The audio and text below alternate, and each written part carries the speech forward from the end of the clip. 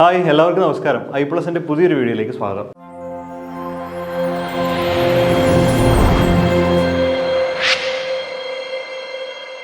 അപ്പോൾ എല്ലാ ആളുകളും ചോദിക്കുന്നുണ്ട്, HSSC ഫിസിക്സ് വിളിച്ചു, അപ്പോൾ എങ്ങനെ പഠിക്കണം എന്നുള്ള കാര്യങ്ങളൊക്കെ. ഇതിനോടൊപ്പം തന്നെ ഒരു കാര്യം കൂടി, ഈ കണ്ടന്റുകൾ നമ്മൾ ഏത് പുസ്തകങ്ങളാണ് റെഫർ ചെയ്യുന്നത് ഒത്തിരി ആളുകൾ നമ്മൾ ചോദിക്കുന്നുണ്ട്. അപ്പോൾ ഇതൊരു ജനറൽ ആയിട്ടുള്ള വീഡിയോ ആണ്. ഓരോ യൂണിറ്റുകൾക്കും ഏതൊക്കെ പുസ്തകങ്ങളാണ് റെഫർ ചെയ്യേണ്ടതെന്നുള്ള കാര്യങ്ങൾ.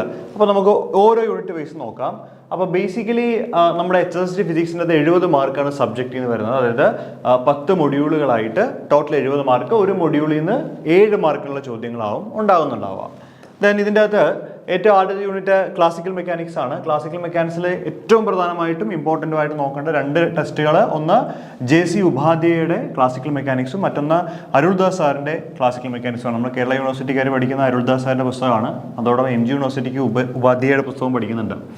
അതുപോലെ തന്നെ കുറച്ചുകൂടി അഡ്വാൻസ്ഡ് ലെവലിൽ നിങ്ങൾക്ക് പഠിക്കണമെങ്കിൽ വേറെയും പുസ്തകങ്ങൾ, ഗോൾഡ്സ്റ്റീൻ്റെ ക്ലാസിക്കൽ മെക്കാനിക്സ് പുസ്തകമാണ്. പക്ഷേ ഒരു എക്സാം ഓറിയൻറ്റഡ് രീതിയിൽ പഠിക്കാനാണെങ്കിൽ നിങ്ങൾക്ക് ഉപാധ്യായയുടെ പുസ്തകവും അതുപോലെ അരുൾദാസിൻ്റെ പുസ്തകവും തന്നെ പെർഫെക്റ്റ് ആണ്. കാരണം ഈ കയോസ് ഒക്കെ അരുൾദാസിൻ്റെ പുസ്തകത്തിൽ ഭംഗിയായിട്ടുണ്ട്.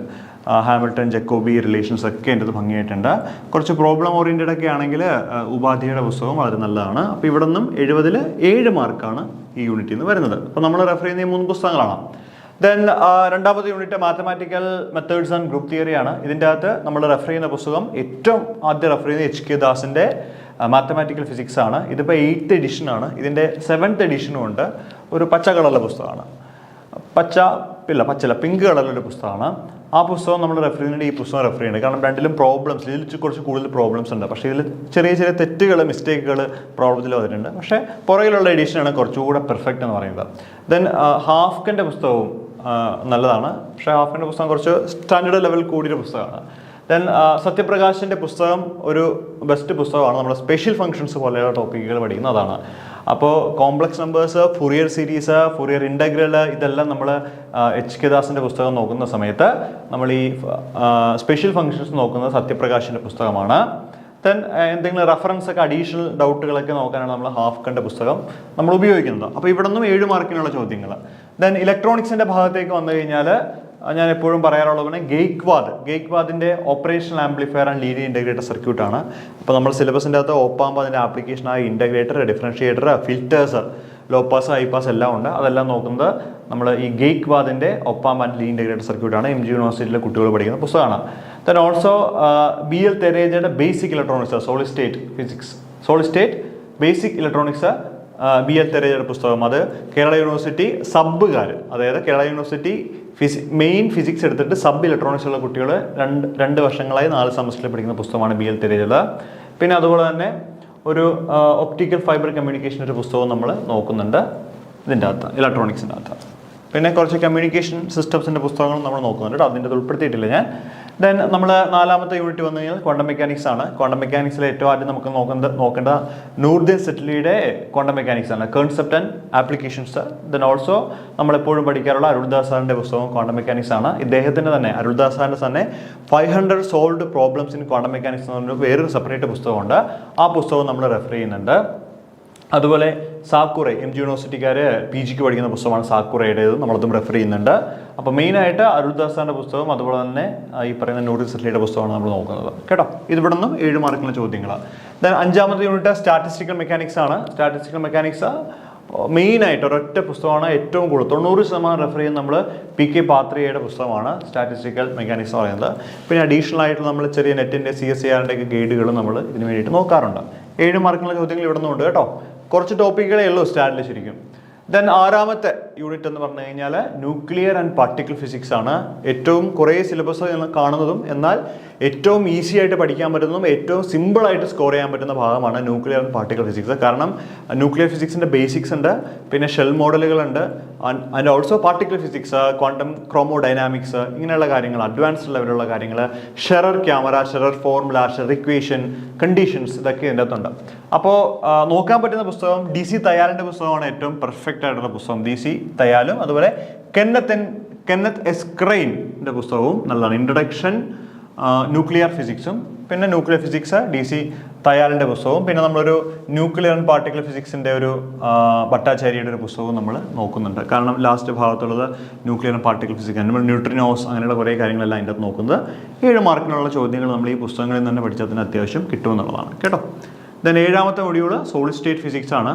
ദെൻ സോളിഡ് സ്റ്റേറ്റ് നമ്മൾ MA വഹാബും അതുപോലെ SO പിള്ളയാണ് നമ്മൾ സാധാരണ രീതിയിൽ PG ലെവലിൽ പഠിക്കുന്ന പുസ്തകങ്ങൾ MSc ക്ലാസ്സുകളിലൊക്കെ. ആ പുസ്തകങ്ങൾ തന്നെയാണ് നമ്മൾ റെഫറൻസിന് ഉപയോഗിക്കുന്നത്. ഇവിടെയും വഹാബിൻ്റെ numerical problems in solid state physics എന്ന് പറഞ്ഞ വേറൊരു പുസ്തകമുണ്ട്. ആ പുസ്തകത്തിലും കുറേ ഫോർമുലാസും കുറേ ന്യൂമറിക്കൽസും ഒക്കെ നല്ല ഭംഗിയായിട്ട്, ഏറ്റവും ഭംഗിയായിട്ട് അതിൻ്റെ അകത്തുണ്ട്. SO പിള്ളയുടെ പുസ്തകത്തിലും നല്ല കണ്ടൻറ്റൊക്കെ നല്ല രീതിയിൽ തന്നെയുള്ളത് നമ്മൾ രണ്ടും നോക്കുന്നുണ്ട്.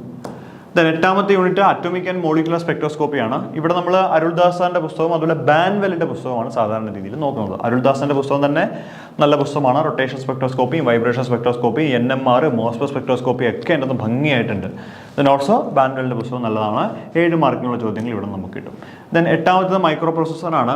മൈക്രോ പ്രോസസ്സർ ബീറാമിൻ്റെ പുസ്തകമാണ് പ്രധാനമായിട്ടും റെഫർ ചെയ്യുന്നത്. ബീറാം. ഓക്കെ, 7 മാർക്കിനുള്ള ചോദ്യങ്ങളാണ്. ഫിസിക്സുകാർക്ക് പൊതുവേ പാടാണ്, പക്ഷേ എന്നാൽ കുഴപ്പമില്ല. നമുക്ക് അതുപോലെ പെർഫെക്റ്റ് ആയിട്ടുള്ള ഫാക്കൽറ്റിയാണ് ഈ മൈക്രോ പ്രോസസ്സറിൻ്റെ കണ്ടൻറ്റുകൾ 8085 അതുപോലെ 8051 മൈക്രോ കൺട്രോളറും ഒക്കെ എടുക്കുന്നത്. ദെൻ 10ാമത്തെ unit laser and fibre optics ആണ്. അപ്പോൾ ഇതിൽ ലേസർ ആൻഡ് ഫൈബർ ഒപ്റ്റിക്സിൽ ഒപ്റ്റിക്കൽ ഫൈബർ കമ്മ്യൂണിക്കേഷൻ എന്ന് പറഞ്ഞൊരു പുസ്തകമുണ്ട്. അതുപോലെ നമ്മൾ തെരേജയുടെ പുസ്തകവും നമ്മൾ ഈ പറയുന്ന ഫൈബർ ഒപ്റ്റിക്സിൻ്റെ ബേസിക്സിന് വേണ്ടി നമ്മൾ നോക്കാറുണ്ട്. പിന്നെ ത്യാഗരാജൻ, അത് അജയ് ഖട്ടക്കിൻ്റെ ഒരു ലേസേഴ്സ് എന്ന് പറഞ്ഞൊരു പുസ്തകമുണ്ട്. കാരണം നമുക്ക് CO2 ലേസർ പഠിക്കാനുണ്ട്, ഡൈ ലേസർ പഠിക്കാനുണ്ട്, സെമി കണ്ടക്ടർ ലേസർ പഠിക്കാനുണ്ട്, ഇതെല്ലാം ഉണ്ട്. അപ്പോൾ അതൊക്കെ കുറച്ച് അഡ്വാൻസ്ഡ് ലെവലുള്ള ലേസറിൻ്റെ മാത്രം ഉള്ള പുസ്തകങ്ങൾ മാത്രമേ നമുക്ക് അവൈലബിൾ ഉള്ളൂ. ആ നിലവാരത്തിൽ നമ്മളത് പഠിക്കണമെന്നുള്ളതാണ്. അപ്പോൾ ഇത്രയാണ് പുസ്തകങ്ങൾ. പിന്നെ നമ്മൾ അഡീഷണൽ ആയിട്ട് നോക്കുന്ന പുസ്തകങ്ങൾ, പ്രോബ്ലംസിന് വേണ്ടിയിട്ടൊക്കെ അഡീഷണൽ ആയിട്ട് നോക്കുന്ന പുസ്തകങ്ങൾ, ഒന്ന് മോഡേൺ ഫിസിക്സ് നമ്മൾ ആർദ്ര ബേസറിൻ്റെ പുസ്തകം നോക്കുന്നുണ്ട്. അരിഹിന്ദ് പബ്ലിക്കേഷൻ്റെ UGC CSIR നെറ്റിൻ്റെ പുസ്തകങ്ങൾ നമ്മൾ നോക്കുന്നുണ്ട്. പിന്നെ ഉപകാർ പബ്ലിക്കേഷൻ്റെയും നമ്മൾ CSIR നെറ്റിൻ്റെ പുസ്തകങ്ങളും നോക്കുന്നുണ്ട്. അപ്പോൾ ഇതിൻ്റെ എനിക്ക് പറയാനുള്ള കാര്യം എന്ന് വെച്ച് കഴിഞ്ഞാൽ, ഇതിപ്പോൾ ഞാൻ റെഫർ ചെയ്യുന്ന കുറച്ച് പുസ്തകങ്ങൾ മാത്രമാണ് എൻ്റെ ഈ സ്ലൈഡിൽ ഉൾപ്പെടുത്തിയിരിക്കുന്നത്. ഇതുപോലെ ഒരു 10-60 പുസ്തകങ്ങൾ നമ്മൾ റെഫർ ചെയ്യുന്നുണ്ട്. ഇപ്പോൾ ഈ കമ്മ്യൂണിക്കേഷൻ സിസ്റ്റം ഒക്കെ എടുത്താൽ കമ്മ്യൂണിക്കേഷൻ സിസ്റ്റം തന്നെ പല പല പല പല പുസ്തകങ്ങളുണ്ട്. കാരണം എന്താണെന്ന് വെച്ചാൽ നമുക്ക് ഒരുപക്ഷെ ഒരു ചോദ്യം വന്നാൽ ആ ചോദ്യം കിട്ടണം.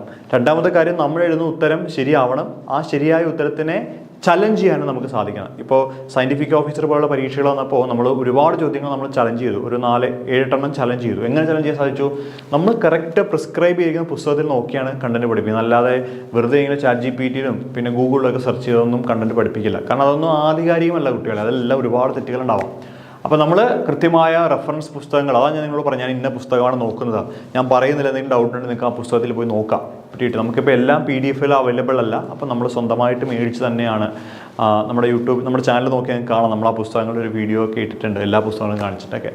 അപ്പോൾ ആ പുസ്തകങ്ങൾ വായിച്ച് അതിൽ നിന്ന് തന്നെയാണ് കണ്ടന്റുകൾ എടുത്ത് ചെയ്യുന്നത്. അപ്പോൾ ഈ ക്വസ്റ്റ്യൻ ഇടുന്ന മാഷുമാരും ഈ പുസ്തകങ്ങൾ തന്നെയാണ് നോക്കുന്നത്. അപ്പോൾ അതുകൊണ്ട് നമുക്ക് വളരെ ഈസി ആയിട്ട് അവരുടെ ചോദ്യങ്ങളിലേക്ക് ഒരു അപ്രോച്ച് കിട്ടും, അല്ലെങ്കിൽ ഒരു ആക്സസ് കിട്ടും എന്നുള്ളതാണ് ഈ പുസ്തകങ്ങൾ കൊണ്ട് പഠിക്കുന്നതിനുള്ള ഗുണം.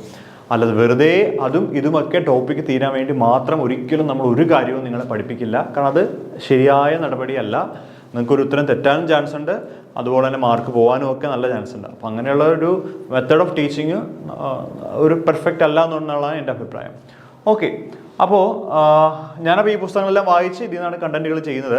അപ്പോൾ നമ്മൾ I+ നമ്മളിപ്പോൾ ഒരു കോഴ്സും ചെയ്യുന്നുണ്ട്. അപ്പോൾ നിങ്ങൾക്ക് താല്പര്യം ഉണ്ടെങ്കിൽ കോഴ്സിന് ജോയിൻ ചെയ്യാം. ഡീറ്റെയിൽസ് എല്ലാം ഞാൻ താഴെ കൊടുക്കാം. ഞാനിത് പറയാൻ കാര്യം വേറൊന്നുമല്ല, അതായത് മുന്നേ ഒരാൾ നടന്നിട്ട് പുറകെ ഒരാൾ നടക്കുകയാണെങ്കിൽ നമുക്ക് കുറച്ചുകൂടി ഈസിയാണ് കാര്യങ്ങൾ. നമ്മൾ പുതിയതായിട്ട് വഴി പഠിച്ചെത്തുന്നതിനേക്കാൾ ഈസി ആയിട്ട് ഒരാളുടെ പുറകെ നടന്നങ്ങ് കയറുകയാണെങ്കിൽ കുറേ കൂടി സുഖമാണ്. കാരണം എന്താണെന്ന് വെച്ചാൽ ഇതൊരു PSC പരീക്ഷ, നമുക്ക് ക്വാളിഫൈ ചെയ്താൽ മതി. നമ്മൾ എങ്ങനെ പഠിക്കാം, അല്ലെങ്കിൽ കണ്ടന്റുകൾ പെട്ടെന്ന് എങ്ങനെ ഗ്രാസ്പ് ചെയ്യാം എന്നൊക്കെ പഠിച്ചു വരാൻ നേരത്ത് PSC-യുടെ സമയത്തും 6-7-8 മാസം നമുക്ക് കിട്ടുള്ളൂ. അപ്പോൾ നിങ്ങൾക്ക് വേണ്ടിയിട്ട് സത്യം പറഞ്ഞാൽ ഞാനാണ് ഈ പുസ്തകം എല്ലാം വായിക്കുന്നത്. അപ്പോൾ അത്രയും വായിച്ച് കണ്ടന്റുകൾ കൃത്യമാക്കി നിങ്ങൾക്ക് തരികയാണ്. ഇത് പഠിച്ചാൽ മതി, ഇന്നത് പഠിച്ചാൽ മതി, അല്ലെങ്കിൽ ഇന്നത് പഠിക്കരുത് എന്ന് പോലും ഞാൻ പറയും. ഞാൻ പറയാറുണ്ട്, എല്ലാം ഒന്നും പഠിക്കരുത്, ഇതൊക്കെ മാറ്റി വയ്ക്കി, ഇന്ന സാധനം പഠിച്ചാൽ മതി, ഇതിൻ്റെ ട്രിക്ക് ഉപയോഗിച്ചേ പഠിക്കാവുള്ളൂ, ഇത്ര ഡെറിവേഷൻ ചെയ്യരുത് എന്നൊക്കെ പറഞ്ഞാൽ നമ്മൾ കാര്യങ്ങൾ മുന്നോട്ട് കൊണ്ടുവന്നത്. പിന്നെ നിങ്ങൾക്കറിയാം, ഇത്രയും പുസ്തകങ്ങൾ ഇപ്പോൾ വാങ്ങിക്കാന്ന് വെച്ചാൽ അത്രയും കോസ്റ്റ്ലിയാണ്. 1-2 പുസ്തകങ്ങൾ PDF ഒക്കെ നമുക്ക് അവൈലബിൾ ആകും, പക്ഷേ എല്ലാത്തിനും ഒന്നും കിട്ടുകയില്ല. അപ്പോൾ അതുകൊണ്ട് കഴിവതും ഇങ്ങനെയുള്ള സൗകര്യങ്ങൾ നിങ്ങൾ ഉപയോഗപ്പെടുത്തണം എന്നുള്ളതാണ് എനിക്ക് പറയാനുള്ളത്. ഓക്കെ, അപ്പോൾ എന്തായാലും നന്നായിട്ട് പഠിക്കൂ. HSST പരീക്ഷയ്ക്ക് എന്തായാലും നല്ല റാങ്ക് വാങ്ങിച്ച് ആദ്യത്തെ 5-ലെത്തി ഉഷാറായിട്ട് ജോലിക്ക് കയറാനായിട്ടുള്ള അവസരം കിട്ടട്ടെ. നമുക്ക് എന്തായാലും അടുത്തൊരു ക്ലാസ്സിൽ വീണ്ടും കാണാം. താങ്ക്